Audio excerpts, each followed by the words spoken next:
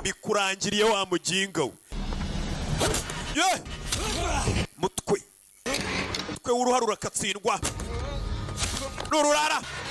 Ari impamvu umuntu aba ayoboye andi mabanda ari bosi abarenze nawe si ugupfa. Do katurore intebe ndapfuye noneho biraraye.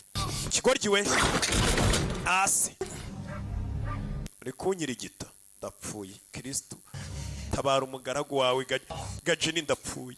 Ikigabo kirakomeye araniga hey! Kagabo na agasore bose bamukubitanye twe akangwe ke bamukubitanye cyangwa mutwe kuzuru ndapfuye. Yo urabizi icyamamare ndamanutse. Boss ariruka hey! Katurore yaramukurikira. Kurikira ikigoryi Gajini cyo mahura do korodoro kirayizi. Ni indake yacu kiba cyarayubatse neza cyarize poroje yo kuvuga ati mu gihe banyatatse nakatirahe. Do kiba cyarahubatse neza koko. Dore inzu y'ibandi ku buryo Rivani yamukurikiye umurara nk'uyu abagomba gutegura akiteganyiriza mu gihe Rivani yabije arakurikira. Umukobwa nawe ari hano nyamugiye iyo bigiye nk'ubu yarashya yaruriki bakarasiye aha.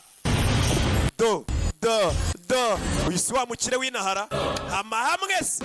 Do mahanagiriye mu mugaragu wawe mbonye ndokotse urwa none rwose nahita njya gukizwa, nahita njya kwa Sultani ngakizwa. Atangira guhiga imihigo abarara bavayo. Boss do boss we boss yarakubiswe abarara baza gutabara abonye ikiza cyo kugira abapampe.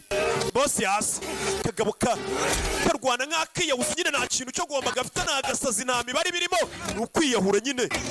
Vayo hano do arwana nyine nk'umusazi nk'umuntu byashaguye koko.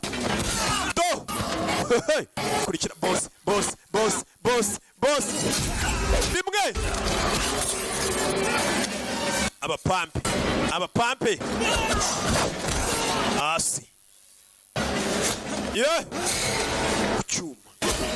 Hey musore biba byashaguye nyine umutima wose uri mu kazi kamwe nta bwoba ntaki.